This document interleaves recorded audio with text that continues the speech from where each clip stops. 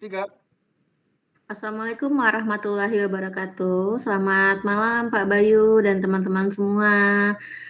Kami dari kelompok 1 akan mempresentasikan hasil tugas besar mata kuliah Data Warehouse dan Big Data dengan judul analisis perilaku pelanggan untuk mendukung strategi bisnis retail. Studi kasus yang kami angkat adalah sebuah perusahaan retail bernama Smart Retail. Perkenalkan anggota kelompok kami itu ada yang pertama Wira Pradipta Aryaputra, kemudian ada saya sendiri Intan Pertama Kirana, kemudian ada Nur Muhammad Rizal, dan yang terakhir ada Fitria Afifah Khairunisa. Presentasi ini dibimbing oleh Bapak Bayu Waseso. Alur presentasi ini kami bagi menjadi 4 bagian. Saya sebagai pembuka dan pengantar, selanjutnya akan diteruskan oleh rekan-rekan saya. Dari latar belakang, saya akan memulai dari latar belakang masalahnya. Smart Retail mengalami penurunan efektivitas promosi. Akar masalahnya itu di seluruh pelanggan menerima perlakuan pemasaran yang seragam tanpa mempertimbangkan karakteristik masing-masing, padahal perilaku pelanggan itu sangat berbeda. Ada yang belanja rutin dengan nilai yang sangat berbeda, ada yang belanja rutin dengan nilai yang besar, ada yang hanya sekali beli lalu tidak kembali. Kalau semuanya diberi promo yang sama, biasanya biaya promosi jadi tidak efisien. Pelanggan loyal diberi diskon yang mereka butuhkan, sementara pelanggan yang hampir hilang tidak mendapatkan perhatian khusus. Di sisi lain, perusahaan sebenarnya sudah punya aset yang sangat berharga, yaitu data histori transaksi pelanggan dan dalam jumlah yang besar. Masalahnya, data ini belum dimanfaatkan secara optimal untuk pengambilan keputusan berbasis data atau data-driven decision making. Dari kesenjangan inilah laporan kami disusun. Kami menggunakan pendekatan data warehouse dan big data analitik, mulai dari persiapan data, segmentasi pelanggan dan clustering, prediksi churn dengan classification, evaluasi model, prediksi sampai penyusunan dashboard business intelligence. Selanjutnya akan dijelaskan oleh rekan saya Fitria untuk tujuan dari laporan kami. Tujuan sendiri itu bertujuan untuk menganalisis perilaku pelanggan dan menghasilkan insight yang dapat digunakan manajemen Smart Retail dalam pengambilan keputusan berbasis data. Tujuan besar penelitian ini adalah menganalisis perilaku pelanggan dan menghasilkan insight yang bisa dipakai manajemen Smart Retail untuk mengambil keputusan berbasis data. Tujuan besar ini itu kami turunkan menjadi 4 tujuan operasional. Yang pertama itu ada segmentasi pelanggan, yaitu mengidentifikasi kelompok pelanggan berdasarkan karakteristik dan pola transaksinya supaya perusahaan tahu siapa pelanggan bernilai tinggi dan siapa yang perlu diaktifkan kembali. Kemudian yang kedua ada prediksi customer churn, yaitu mengidentifikasi pelanggan yang berpotensi berhenti berbelanja sehingga tindakan retensi bisa dilakukan sebelum pelanggan benar-benar hilang. Yang ketiga ada analisis faktor loyalitas, yaitu mengetahui faktor apa yang paling mempengaruhi loyalitas pelanggan. Ini penting karena program loyalitas itu dirancang tanpa dasar, data seringkali salah sasaran. Kemudian yang terakhir itu ada yang keempat, yaitu dashboard business intelligence, yaitu menyediakan dashboard interaktif sebagai alat pendukung keputusan manajemen supaya hasil analisis ini tidak terhenti sebagai laporan, tetapi bisa dipantau terus-menerus. Selanjutnya, keempat tujuan ini akan jadi satu persatu bagian hasil menjadi kesatuan. Kemudian selanjutnya akan dijelaskan oleh rekan saya, Kak Intan. Baik, terima kasih Kak Fitria. Selanjutnya saya akan menjelaskan tentang, dataset dan sumber data yang kami gunakan. Kami menggunakan, online retail dataset dari UC Machine Learning Repository yang dipublikasikan, oleh Chen pada tahun 2015. Yang terdaftar itu periode data mulai dari 1 Desember 2010 sampai 9 Desember 2011. Jenis datanya itu transaksi retail online perusahaan non toko fisik IK. Karakteristik datanya itu ada data transaksi pelanggan, memiliki dimensi waktu invest date, kemudian ada memiliki dimensi geografis atau country. Nah, untuk struktur datanya sendiri itu terdiri dari 8 kolom. Yang pertama ada invoice no, nomor invoice untuk per transaksi, dan yang penting invoice yang diawali huruf C menandakan transaksi pembatalan. Ada stock code, kode produk unik, description nama produk, quantity, jumlah unit per baris transaksi, invoice date, waktu transaksi, unit price, harga per unit dalam pound sterling, kemudian ada customer ID untuk identitas pelanggan unik, dan country negara asal pelanggan. Kenapa dataset ini yang kami pilih? Yaitu ada 2 alasan. Yang pertama, mendukung pembentukan fitur RFIM, resensi, frekuensi monetary. Kemudian yang kedua, sesuai untuk analisis segmentasi pelanggan, prediksi churn, dan pembuatan dashboard business intelligence. Selanjutnya itu ada analisis karakteristik big data 5V.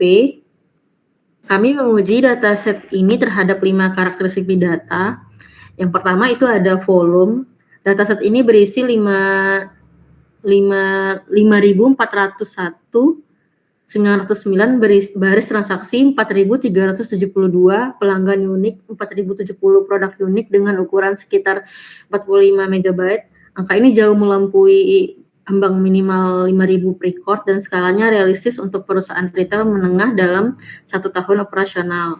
Kemudian ada velocity dengan rata 1.449 baris transaksi per hari dengan puncak 5.331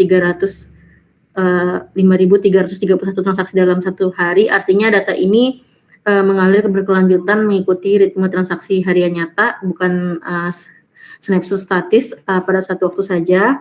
Kemudian ada variety, ada kombinasi tipe data, numeric pada quantity dan unit price, categorical pada country dan stock code, teks bebas pada description, dan temporal pada invoice date. Ini mempresentasikan keragaman tipe data yang lazim ditemui pada data transaksi retail dunia nyata. Kemudian ada veracity, dan ini poin yang justru paling menurut kami datanya tidak sempurna, sekitar 25% baris tidak punya customer ID. Ada lebih dari 5.000 baris duplikat, ada ribuan baris return dan pembatalan, dan sebagian unit price bernilai 0 atau negatif. Justru karena ini tahap data preparation menjadi krusial, atau data mentah langsung dimodelkan, hasilnya akan menyesatkan. Yang terakhir itu ada value. Data ini kami olah jadi segmentasi pelanggan, prediksi churn, dan dashboard KPI bisnis. Jadi nilai bisnis tidak muncul dari besarnya data, tapi dari transformasi dan data mentah menjadi insight yang actionable bagi manajemen. Selanjutnya, ya, kami menggunakan eksplorasi data awal itu EDA. Tujuan EDA di sini ada 2, yaitu menganalisis pola awal data transaksi setelah proses data cleaning, kemudian mengidentifikasi distribusi revenue berdasarkan negara dan produk terlaris.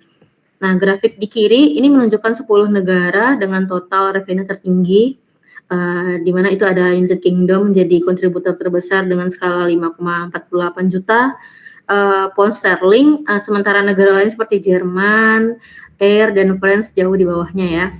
Nah, insight-nya jelas, pasar utama perusahaan masih sangat terpusat di Inggris. Ini di satu sisi kekuatan, tapi di sisi lain juga risiko konsentrasi pasar. Nah, grafik kanan itu ada menunjukkan 10 produk dengan unit terjual terbanyak, yang mendominasi adalah produk dekorasi rumah dan hadiah, seperti jumbo bag, retro spot, dan assorted color bead ornament. Harga per unitnya relatif rendah, tapi volume penjualannya tinggi di atas 20.000 unit. Ini mengidentifikasi pola pembelian dalam jumlah besar atau bulk purchase yang wajar karena perusahaan ini melayani pembeli grosir. Jadi kesimpulan dari EDA ini, perusahaan sangat bergantung pada pasar UK, pola penjualan didominasi produk bervolume tinggi dengan harga rendah, dan temuan ini menjadi dasar untuk analisis segmentasi pelanggan di tahap berikutnya. Selanjutnya itu ada metodologi. Metodologi di sini adalah tahapan sistematik untuk mengolah data menjadi informasi yang mendukung keputusan bisnis. Analisis kami dilakukan dengan Python, khususnya library Pandas dan Skitlearn serta Power BI.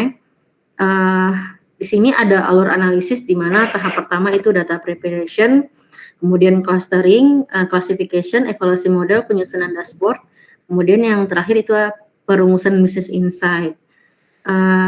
Di tahapan pertama, data preparation,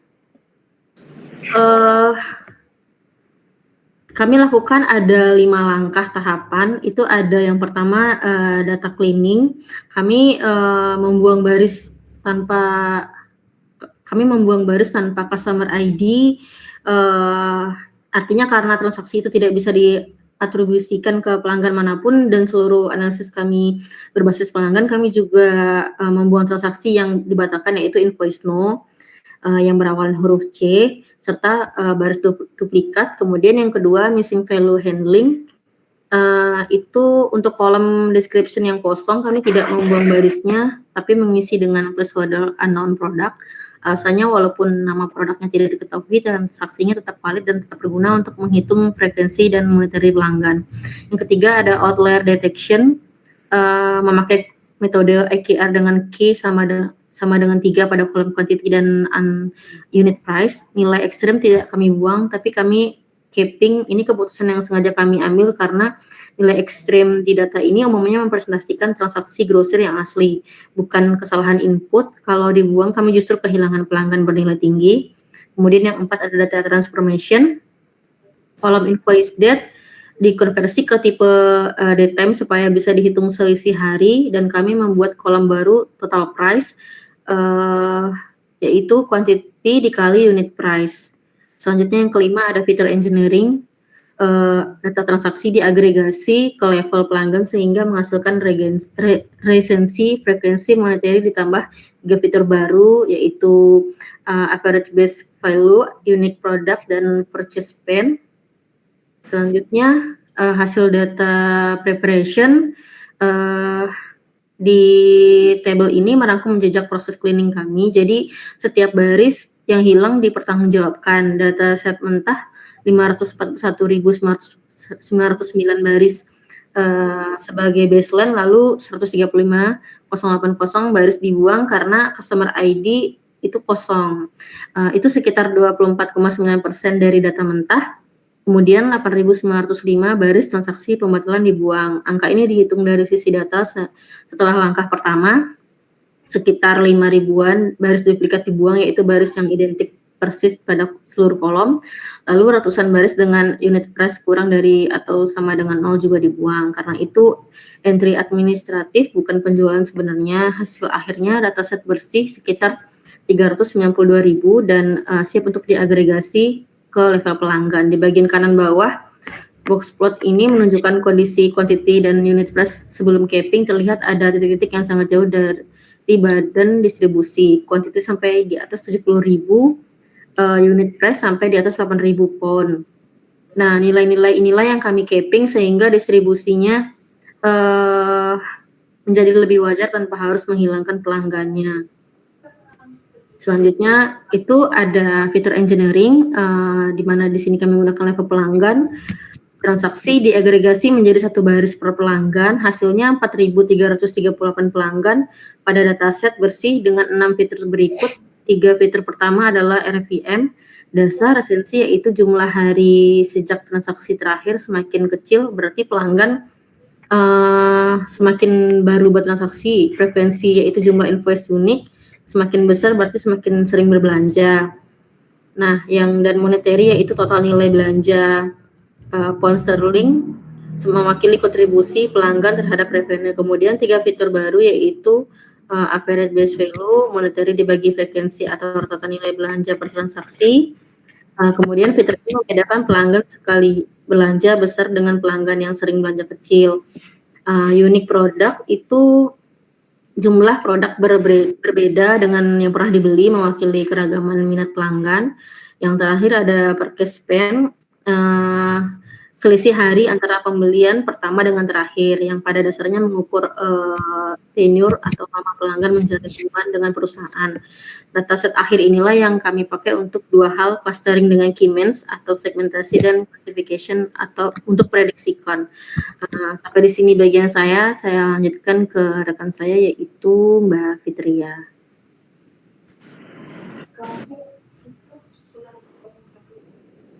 Baik, terima kasih Kak Intan. Kemudian saya akan mute dulu ya. Oke.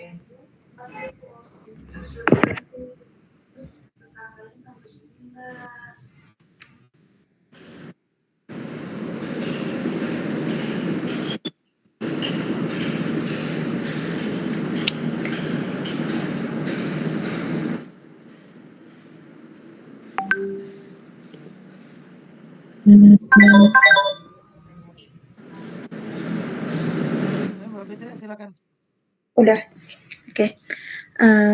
Baik, terima kasih Kak Intan. Saya akan membahas segmentasi pelanggan. Dan sebelum masuk, saya akan jelaskan dulu algoritmanya.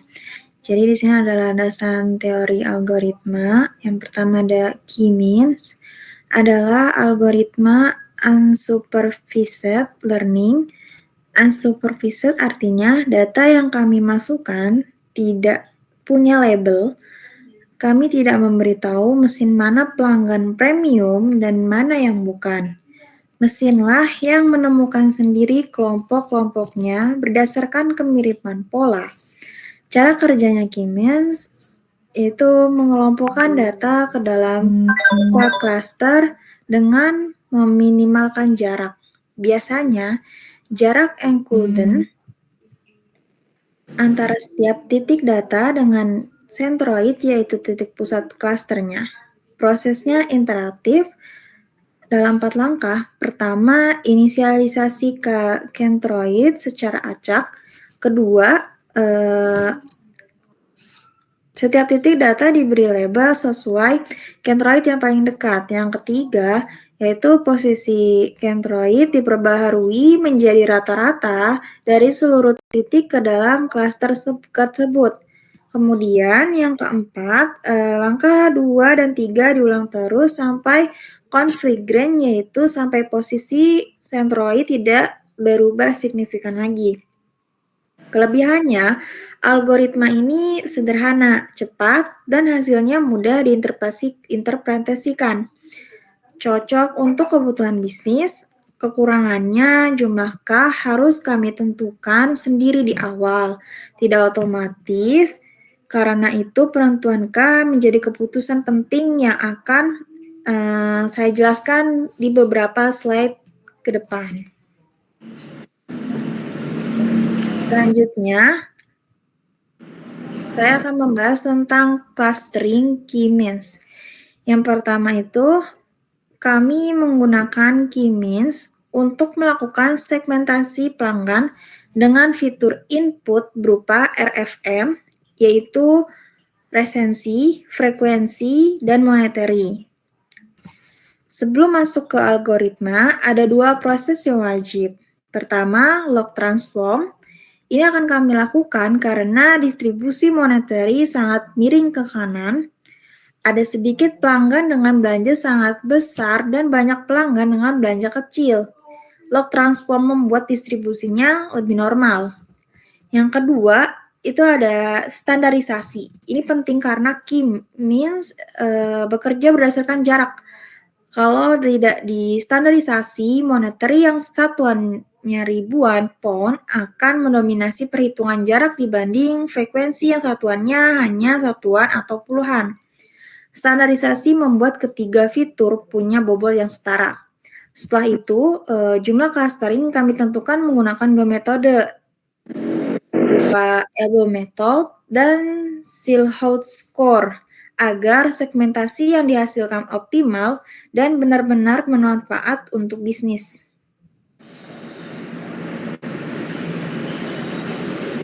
Lanjut. Di sini ada hasil clustering segmentasi pelanggan. Yang ada di sebelah kiri ini ada dua grafik. Grafik elbow method yang menunjukkan penurunan inertia seiring bertambahnya K, dan grafik Silhouette score yang menunjukkan kualitas pemisah antara klaster. Secara statistik murni, Silhouette score tertinggi berada pada K sama dengan 2 dengan nilai 0,432. Tapi di sini kami mengambil keputusan yang perlu saya jelaskan alasannya. K sama dengan 2 hanya membedakan pelanggan bernilai tinggi versus bernilai rendah. Secara kasar, segmentasi seperti itu kurang actionable. Manajemen tidak bisa merancang strategi berjenjang hanya dari dua kelompok. Perlakuan untuk pelanggan baru yang masih aktif tentu berbeda dari pelanggan yang sudah lama tidak berbelanja. Padahal, keduanya bisa menunjukkan kelompok bernilai rendah yang sama. Karena itu, kami memilih K sama dengan 4 dengan Silhouette 0,336. Nilai ini memang lebih rendah, tetapi masih dalam rentang yang wajar. Jadi, ini kami tegaskan sebagai keputusan business driven, bukan murni statistical driven. Kami menukar sedikit ketajaman statistik untuk membuat segmentasi yang lebih granular dan sesuai kebutuhan manajemen. Kemudian di sebelah kanan, di sini ada visualisasi klaster menggunakan PCA 2 dimensi. Cukup terlihat 4 kelompok terpisah cukup jelas, meskipun ada di area singgung di perbatasan, dan itu hal wajar karena perilaku pelanggan memang bergerak sebagai spektrum, bukan kotak-kotak yang terpisah tegas. Kemudian ada karakteristik tiap klaster. Tabel ini menunjukkan keempat segmen berdasarkan rata-rata RFM-nya. Saya bacakan dari yang paling bernilai. Di sini pelanggan premium. Jumlahnya itu ada 16,7% dari total pelanggan, tapi menyumbang 60,4% revenue. Resesinya hanya 12 hari, artinya mereka baru saja bertransaksi. Frekuensinya 13,6 kali, dan monetarinya rata-rata 15.519 pound. Ini pelanggan aktif, sering, dan bernilai tinggi. Kemudian ada pelanggan loyal, yaitu menyumbang 26,5% revenue dengan regrensi 68,3 hari. Frekuensinya 4,1 kali dan monetarinya 1.452 pound. Mereka pembeli berulang yang stabil, tapi intensitasnya di bawah premium. Kemudian ada pelanggan reguler, yaitu sebesar 19,2% pelanggan, tapi hanya 5,8% revenue. Yang menarik, resensinya justru lebih rendah, hanya 19,7 hari. Jadi, mereka masih aktif, tapi frekuensinya baru 2 kali dan monetarinya 463 pound. Ini profil pelanggan baru atau pelanggan sesekali.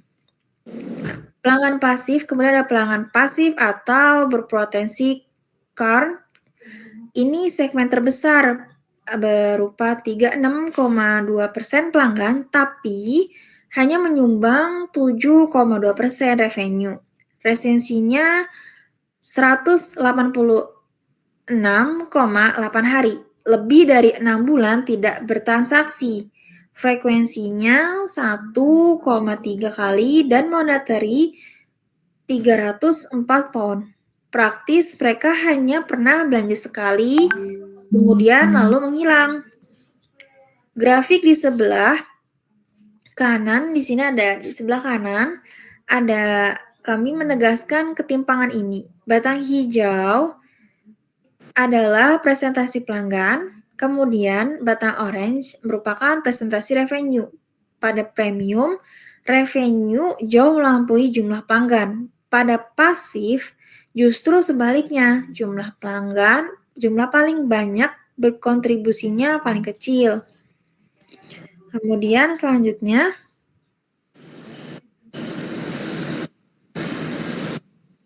ada interpretasi hasil clustering. Di sini ada insight pertama dari pelanggan premium, hanya 16,7% pelanggan, tapi berkontribusi 60,4% revenue. Ini menunjukkan prinsip Pareto. Pareto yaitu sebagai kecil pelanggan menghasilkan sebagai besar pendapatan. Implikasi praktisnya penting berupa kehilangan satu pelanggan premium setara dengan kehilangan puluhan pelanggan pasif. Jadi, prioritas retensi tidak boleh dibagi rata. Kemudian ada insight kedua dari pelanggan pasif atau berpotensi churn. Mereka segmen terbesar dengan 36,2% pelanggan, tapi hanya menyumbang 7,2% revenue. Segmen ini menjadi prioritas program retensi karena kalau dibiarkan mereka beresiko hilang permanen. Tapi perlu dicatat intensitas intervensinya harus dikalibrasi. Biaya untuk mengajar mereka satu persatu belum tentu sebanding dengan nilai yang bisa dikembalikan. Kemudian ada insight ketiga, dan ini yang paling menarik menurut kami, dari pelanggan reguler, regensi mereka lebih rendah.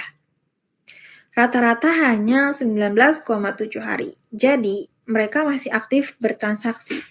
Tapi, frekuensi dan monetarinya masih rendah. Artinya, jendela kesempatannya masih terbuka.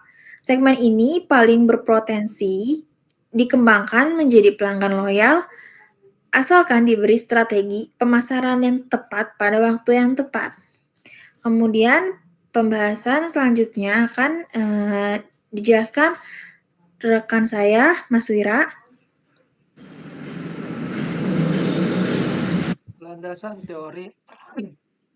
Landasan teori logistik regression dan random forest.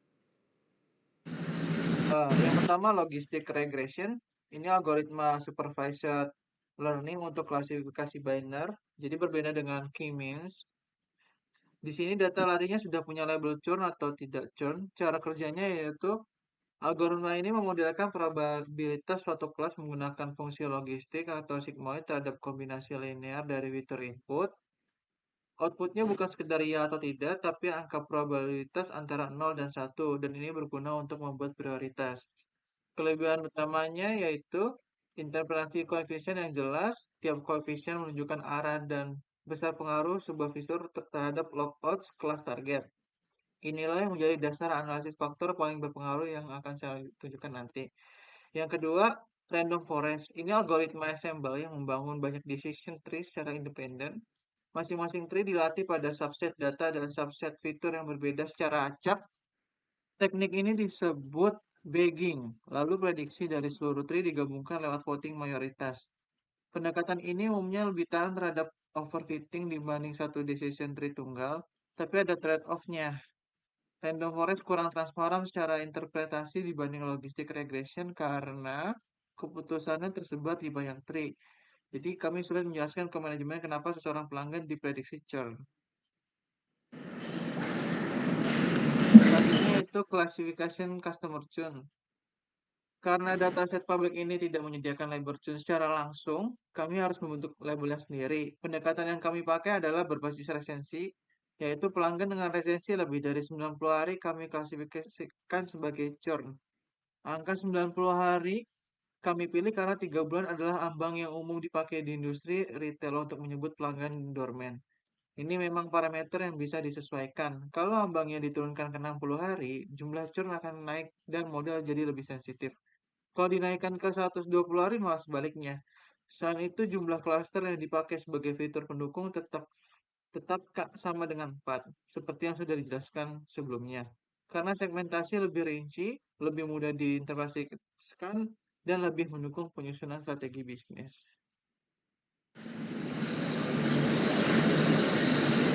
Selanjutnya yaitu evaluasi model. Model ini dievaluasi pada data uji sebesar 20% dari data total dengan pembagian stratified split. Stratified artinya proporsi kelas churn dan churn dipertahankan sama di data latih dan data uji. Sehingga evaluasinya adil. Ada 4 metrik yang kami pakai yaitu akurasi, yaitu proporsi prediksi benar dari keseluruhan, precision, dari semua yang diprediksi churn, berapa persen yang benar-benar churn, recall, dari semua yang benar-benar churn, berapa persen yang berhasil terdeteksi oleh model, dan F1 score yaitu rata-rata harmonik dari precision dan recall. F1 score dijadikan kriteria utama pemilihan model terbaik karena F1 menyeimbangkan precision dan recall. Ini relevan mengingat distribusi kelas kami tidak seimbang. Churn hanya sekitar 33%. Kalau kami hanya mengandalkan akurasi, model yang selalu menjawab tidak churn pun tidak sudah bisa terlihat bagus, padahal tidak berguna sama sekali. Confusion metric di sebelah kanan menjelaskan 4 kemungkinan hasil. True positif yaitu churn diprediksi benar sebagai churn, false positif tidak churn tapi diprediksi churn. Ini berarti anggaran promo terbuang. False negatif churn tapi diprediksi tidak churn, dan ini yang paling merugikan karena pelanggan hilang tanpa kami sadari, dan true negatif tidak churn diprediksi benar.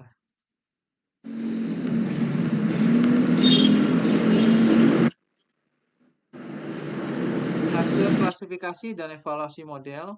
Yang pertama itu distribusi target. Dari 4.338 pelanggan, 1.449 atau 33,4% diklasifikasikan sebagai churn. Angka ini memvalidasi kekhawatiran manajemen Smart Retail bahwa sekitar 1 dari 3 pelanggan berisiko berhenti berbelanja.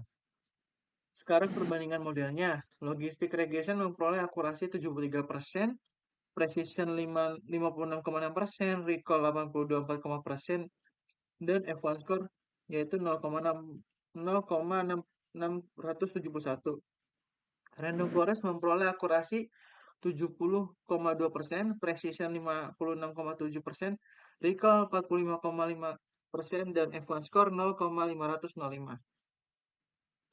Perbedaan paling tajam ada di recall yaitu logistic regression berhasil mendeteksi 82,4% pelanggan yang benar-benar churn.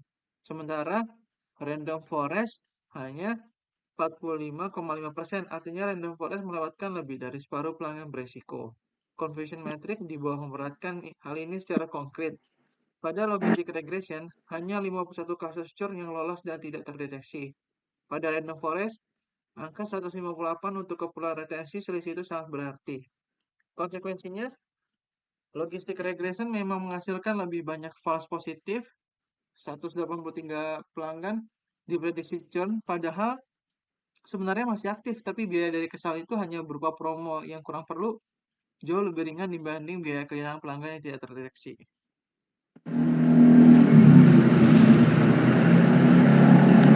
Pemilihan model terbaik dan faktor yang paling mempengaruhi loyalitas. Logistic regression kami pilih sebagai model terbaik dengan F1 score 0,671 dan recall 82,4%.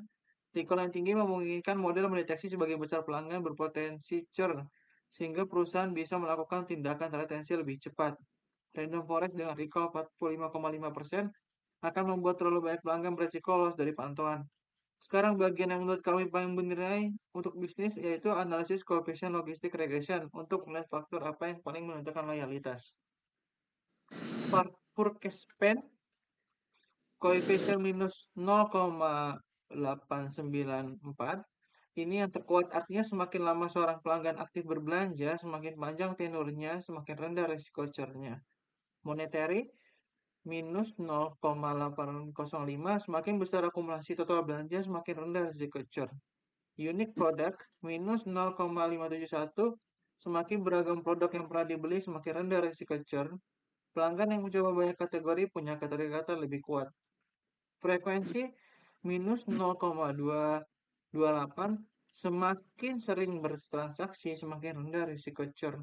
Dan average batch value plus 0,033, pengaruhnya sangat kecil dan justru berlawanan arah. Nilai belanja per transaksi yang besar namun jarang ternyata tidak menurunkan risiko churn. Kesimpulannya, kuncinya yaitu loyalitas pelanggan lebih ditentukan oleh konsistensi dan akumulasi perilaku belanja dari waktu ke waktu. Lama menjadi pelanggan, total belanja, keragaman produk, dan frekuensi, bukan oleh besar kecilnya satu transaksi tunggal. Temuan ini menjadi dasar rekomendasi strategis di bagian berikutnya.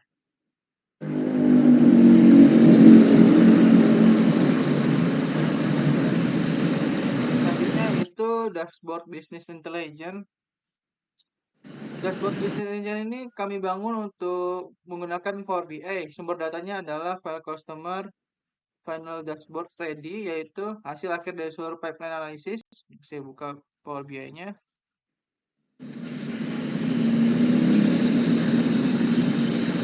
Di PPT mungkin bisa ditampilkan juga. Aku paralel ini buka di Power BI.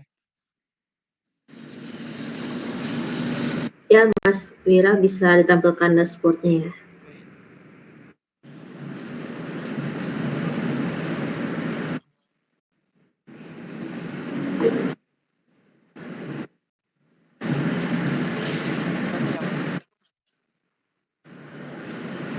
Sudah lihat?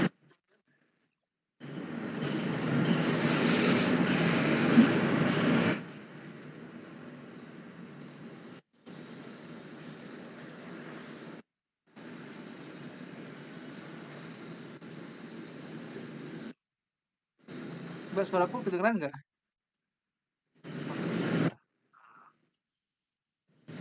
Ini ya.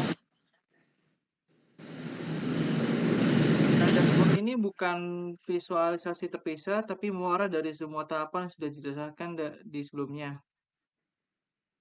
Panduan teknis pembuatan dashboard secara langkah demi langkah kami sertakan berbagai dokumen tulisnya, yaitu pembuatan dashboard BI. Ada 8 komponen dalam dashboard ini yang saya jelaskan secara kelompok dan supaya lebih cepat. Kelompok pertama itu ke KPI ringkasan, KPI total sales dan sum monetary, menampilkan total nilai penjualan selama periode analisis dan KPI total customer dari customer ID sebagai indikator ukuran baris pelanggan, yaitu yang ini. Kelompok kedua yaitu analisis tren dan sebaran. Sales trend menggunakan invoice date dan total price untuk melihat pola kenaikan untuk penurunan penjualan bulanan serta potensi pola musiman. Customer by country untuk mengidentifikasi wilayah dengan pelanggan terbanyak sebagai dasar strategi pemasaran dan ekspansi. Untuk datanya itu yang ini, monthly sales trend sama total customer by country. Yang ketiga yaitu hasil segmentasi. Customer by kategori menampilkan jumlah pelanggan dari setiap segmen hasil clustering, yaitu premium, loyal, terus reguler, pasif. Cluster distribution membandingkan jumlah pelanggan dengan kontribusi pendapatan per cluster sehingga terlihat segmen mana yang paling menguntungkan. Yang keempat yaitu hasil prediksi dan interaktivitas. Prediction summary menampilkan rekasi prediksi churn besar probabilitasnya sehingga perusahaan bisa menentukan prioritas program retensi dan filter atau seleksi berdasarkan country, cluster label, serta churn prediction yang memungkinkan manajemen melakukan analisis lebih spesifik dan sesuai kebutuhan. Di sini jadi ada menu slicer yaitu bisa ngefilter secara negara yaitu misalnya Australia. Dan di Australia itu dari 9 customer ternyata dia ada pelanggan loyal, pelanggan pasif, berpotensi churn dan pelanggan premium. Nah, ini bisa difilter lagi. Saya pelanggan loyal. Dari pelanggan loyal yang terprediksi sebagai churn yaitu kalau 0 itu enggak terprediksi, kalau 1 iya. Ini bisa difilter lagi. Nah, ternyata di Australia itu ada total 1 customer yang berpotensi sebagai churn prediction.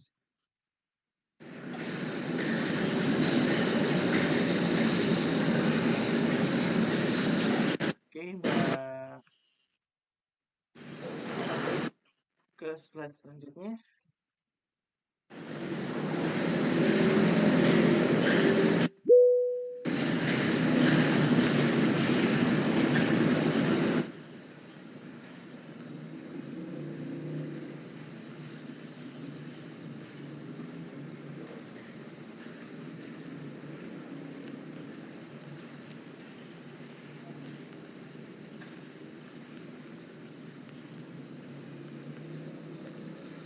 Jo, silakan. Terima kasih Mas Wira. Bisa dilihat selanjutnya yaitu Business Insight dan Rekomendasi. Business Insight ini adalah hasil interpretasi dari seluruh analisis tadi yang kami jadikan dasar penyusun strategi bisnis berbasis data. Ada 5 insight utama. Yang pertama, revenue terkonsentrasi pada segmen premium. 16,7% pelanggan menghasilkan 60,4% total revenue. Ini menunjukkan prinsip Pareto, di mana sebagian kecil pelanggan memberikan kontribusi pendapatan terbesar. Yang kedua, ada segmen pasif mendominasi jumlah. 36,2% pelanggan berada pada segmen pasif atau berpotensi churn, tapi hanya berkontribusi 7,2% revenue. Karena itu, segmen ini menjadi prioritas program retensi. Lalu yang ketiga, tingkat churn relatif tinggi. 33,4% pelanggan diprediksi berpotensi churn. Ini mengindikasikan perlunya strategi retensi pelanggan yang lebih efektif dan lebih tertarget. Lalu yang keempat, loyalitas dibangun dari hubungan jangka panjang. Faktor purchase span, monetary, unique product, dan frekuensi terbukti menurunkan resiko churn. Yang artinya, loyalitas dipengaruhi oleh konsistensi aktivitas pelanggan, bukan hanya nilai satu kali transaksi. Yang terakhir, yang kelima, segmen reguler berpotensi menjadi pelanggan loyal. Mereka memiliki retensi rendah, sekitar 19,7 hari, namun frekuensi dan monetary masih rendah. Mereka menjadi target potensial untuk dikembangkan melalui program pemasaran dan loyalitas.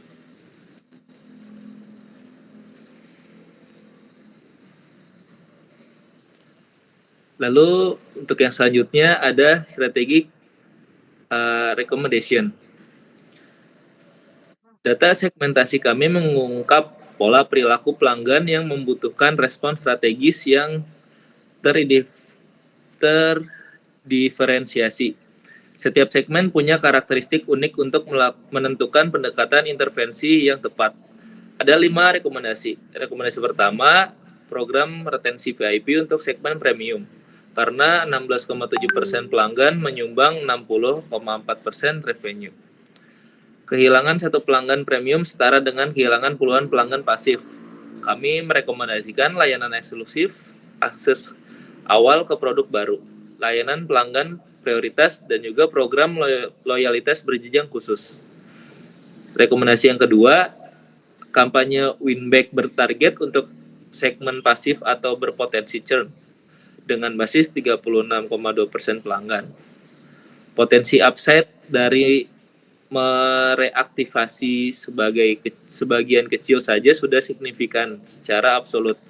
Kami menyarankan intensif reaktivasi, misalnya diskon khusus bertema Kami Rindu Anda yang dipicu otomatis begitu status churn terdeteksi model.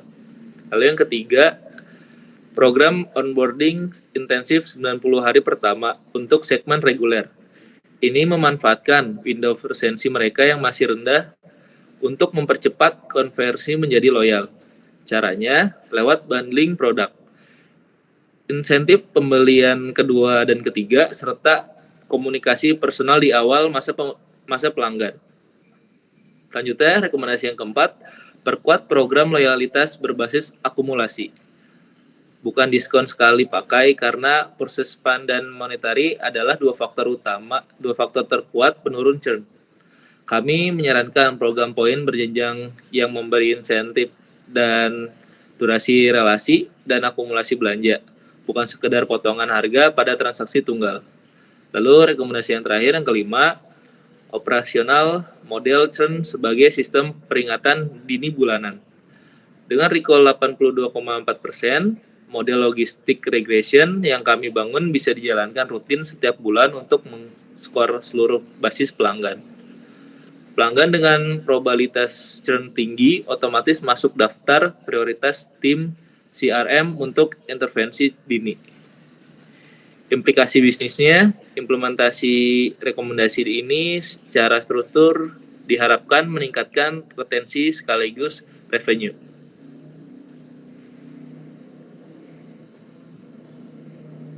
Selanjutnya ada keterbatasan penelitian.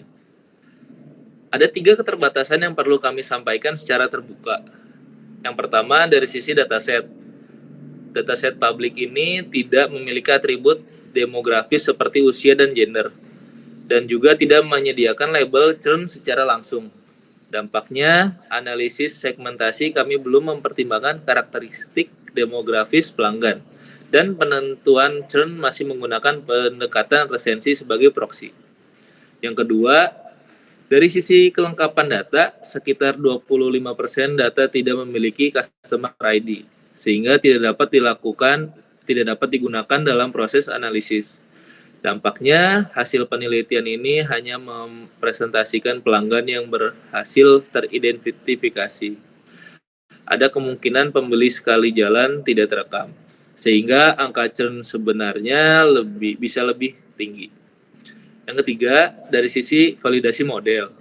Model hanya diuji menggunakan data periode Desember 2010 sampai Desember 2011. Dampaknya belum diketahui apakah performa model tetap konsisten pada periode data yang berbeda atau yang disebut out of time validation.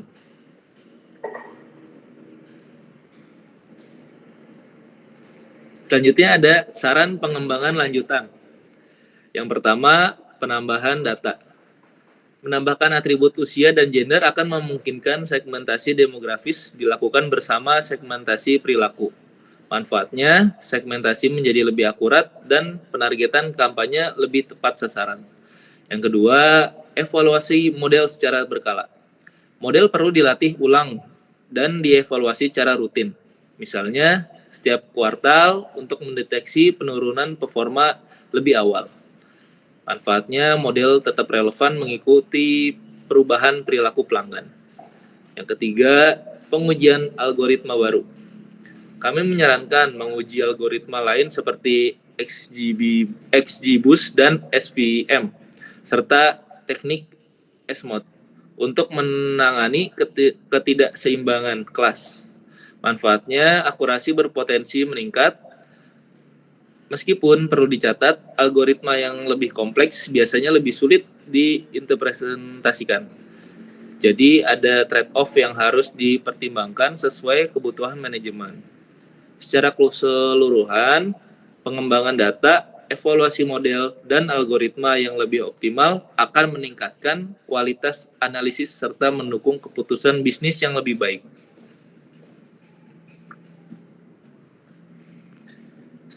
Lalu yang terakhir ada kesimpulan.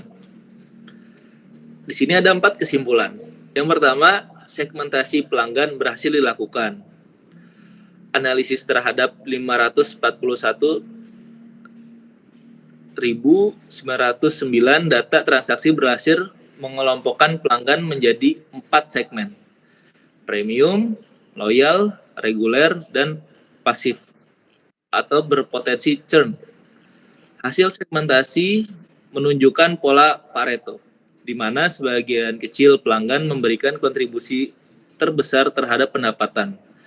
Lalu yang kedua, logistik regression menjadi model terbaik berdasarkan hasil evaluasi. Logistik regression memperoleh F1 score 0,671 dan recall 82,4%. Sehingga lebih efektif dibandingkan random forest dan mengidentifikasi pelanggan yang berpotensi churn.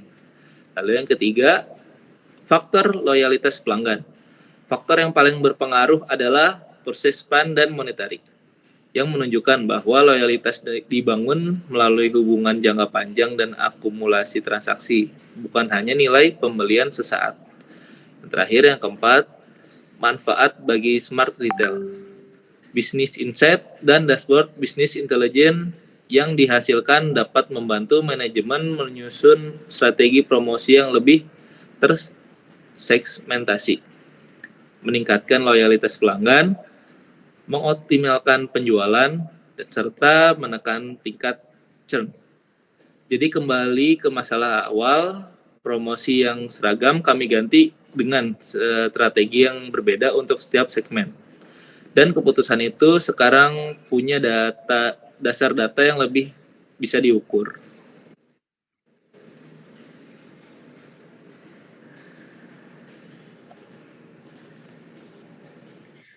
Baik, demikian presentasi kami mengenai analisis perilaku pelanggan untuk mendukung strategi bisnis retail. Berdasarkan hasil analisis kami, berhasil melakukan segmentasi pelanggan menjadi 4 kelompok, membangun model prediksi customer run, menggunakan logistic regression sebagai model terbaik, serta menyusun dashboard business intelligence yang dapat membantu perusahaan dalam pengambilan keputusan berbasis data.